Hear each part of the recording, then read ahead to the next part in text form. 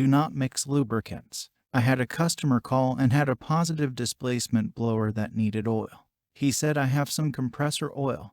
Can I use that in the blower? I have had others call stating they had a rotary screw compressor using mineral base oil and wondered if he could top off with synthetic lube.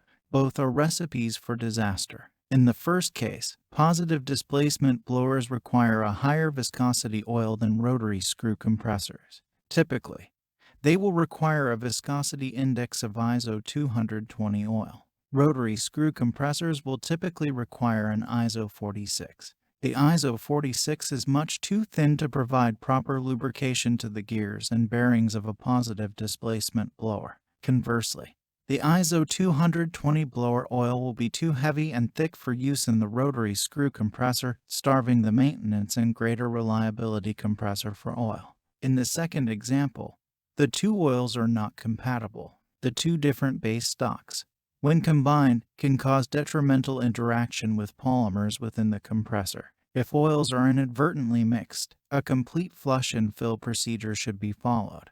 The contaminated oil must be completely drained from the compressor, filters and separator must be replaced, and the unit partially filled with the new lubricant or flushing fluid. The unit must then be run until normal operating temperatures are reached, and then shut down. Oil must again be drained completely from the unit, and oil filter replaced again. The compressor can then be filled with a complete charge of new oil.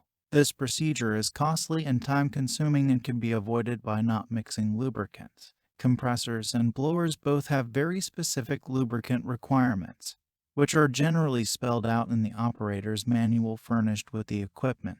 Following the manufacturer's recommendations will help keep your compressor or blower operating satisfactorily for a long time.